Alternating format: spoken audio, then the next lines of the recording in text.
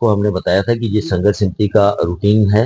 हम लगातार मीटिंगें अपने लोगों के साथ कर रहे हैं और उनसे एक राय ले रहे हैं कि हमें आगे कैसे बात अपना पक्ष जो है वो रखना है रोपवे के अगेंस्ट और एक्सप्रेस हाईवे के बारे में। उसी सिलसिले में हमारी ये आज जहाँ पे शालीमार पार्क के पास में ये मीटिंग हमने रखी हुई थी, उसमें हमारे नौजवान साथी जो हैं आज उन्होंने बड़ा बढ़ चढ़ के पार्ट प्ले किया है। कटरा के मैक्सिमम यूथ जो है वो यहाँ पे आया था, उन्होंने अपना पक्ष रखा, उन्होंने अपनी बातें रखी। सीनियर साथी आए थे, सराउंडिंग के थोड़े गांव हैं जो वहां से कुछ लोग आए थे और कुछ लोग अपनी नाराजगी प्रकट करने के लिए आए हुए थे, उन्होंने अपना बात रखी। नाराजगी प्रकट इसीलिए की उन्होंने कि श्राइन बोर्ड में कल कुछ डेलीगेशन वगैरह मिलने के लिए गए थे, उस वजह से उन्होंने अपनी बात रखी। सराउंडिंग गांव से कुछ लोग आए थे, उन्होंने कहा था कि जो लोग बैठे हुए हैं इस वक्त मौके में बैठे हुए हैं, डीडीसी हैं या बाकी कुछ जो लोग हैं या सरपंच जो थे, जो लोगों के काम करते थे, वो वहां पे नरादर नहीं थे। कुछ लोग वहां मिलने, किसने बुलाया, किसके कहने पे गए, क्या था, जो डीडीसी जीते हुए बैठे हैं वो तो वहां नजर आए नहीं। ये क्या है क्या नहीं है वो हमसे कोई चर्चा करने के लिए उसी सिलसिले आज हमारी मीटिंग यहाँ पे चल रही थी। जिस तरह से देखा जाए कल कुछ डेलीगेशन मिले थे, उनमें सीनियर सिटीजन फोरम ने साफ तौर पर ये कहा था कि गंडोला और रोप पे लगना चाहिए, एक्सीलेटर भी लगना चाहिए, गवर्नमेंट के खिलाफ नहीं जाना चाहिए। और बीडीसी दोनों जो कट्टा और दूसरे ब्लॉक के थे वो भी वहां पर मिले, उनका भी यही कहना था कि गंडोला लगना चाहिए। संघर्ष समिति को कल कॉल नहीं थी क्या?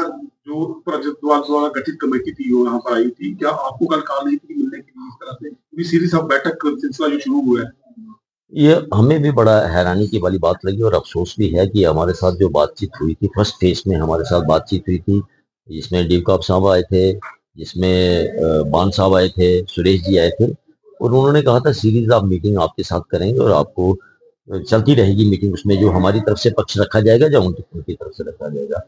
मगर कल हमने सडनली सुना कि कोई श्राइन बोर्ड की तरफ मीटिंग रखी है, मिलने आ रहा है।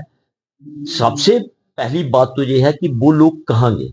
एक तरफ तो हम देख रहे हैं कि एमएलए साहब वहां अप्रोच कर रहे हैं, वहां एक एप्लीकेशन दे रहे हैं कि मुझे मिलने का मौका मिलना चाहिए, मेरी बात सुननी चाहिए, और ये लोग कब उनके पास पहुंचे और कैसे वहां पे गए, किसने इनको बुलाया, किस तरीके से बुलाया गया।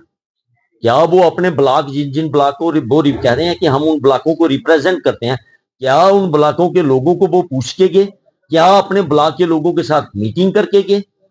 32 साल से 35 साल से श्राइन बोर्ड जहां बना हुआ है, श्राइन बोर्ड को आज तक उन ब्लॉकों का कब याद नहीं आई। आज ही जब रोपवे का एक एजिटेशन चल रही है, रोपवे का इशू चल रहा है, तो श्राइन बोर्ड को आज ही याद होती आ गई कि वो लोग मिलने, और पिक एंड चूज, क्या वो लोग उनके हक में हैं? ये आपके माध्यम से जनता को भी पता चलना चाहिए। आप उन लोगों को वेरीफाई कीजिए, क्या वो लोग श्राइन बोर्ड की तरफ से गए थे या जनता की तरफ से गए थे? अगर जनता की तरफ से गए तो श्राइन बोर्ड ने आज तक उन एरियो को डेवलपमेंट के बारे में पहले क्यों नहीं सोचा? आज क्यों उनको चिंता पड़ गई? आज ही क्यों चिंता पड़ गई? दूसरा, आपने सीनियर सिटीजन के बारे में, फोरम के बारे में कहा, बड़ा अफसोस होता है कि उम्र के जिस पड़ाव में वो पहुंचे हैं, बच्चों को देखना चाहिए, अपने नौजवानों को देखना चाहिए, अपने कस्बे को देखना चाहिए। लोगों को इस जगह पहुंच के लोगों के साथ, बच्चों के साथ प्यार होता है, उनका फ्यूचर के साथ, उनका कारोबार, उनका बिजनेस, नौकरियां वैसे नहीं मिल रही हैं, वो होना चाहिए। वो माता का कौन सा रास्ता दिखा रहे थे?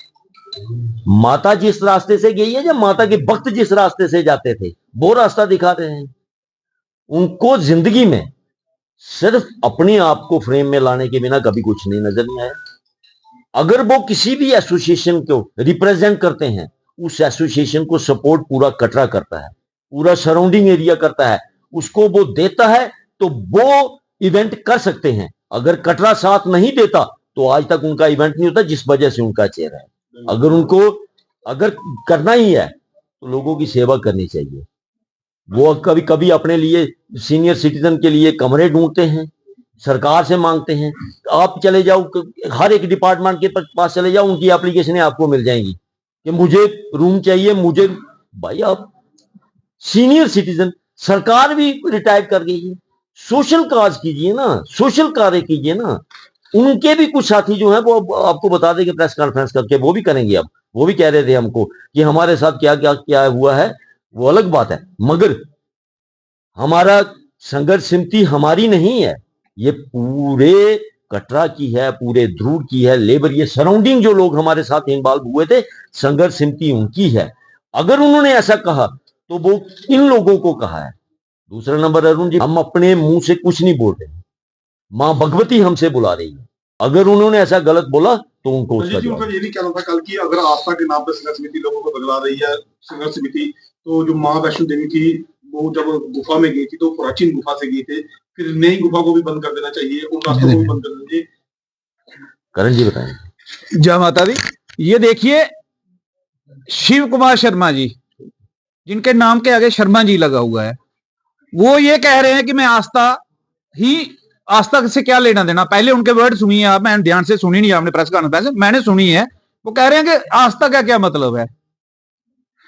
कौन सी बात करते हो भाई साहब, हम कटरा में रह रहे हैं और पूरे देश कटरा को देखता है, पूरा सनातन धर्म कटरा को देखता है, जहां माता रानी 1 करोड़ आदमी दर्शन करने के लिए आता है, सैर करने के लिए नहीं आता है।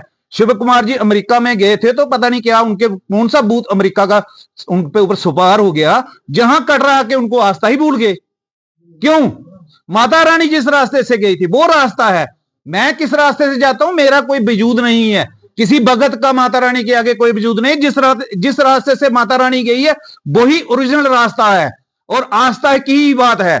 उनको क्यों लगता है ये श्राइन बोर्ड के जो पिट्ठू हैं कुछ चंद लोग, श्राइन बोर्ड भी बिजनेस करने के लिए ही इन लोगों को आगे कर रहा है।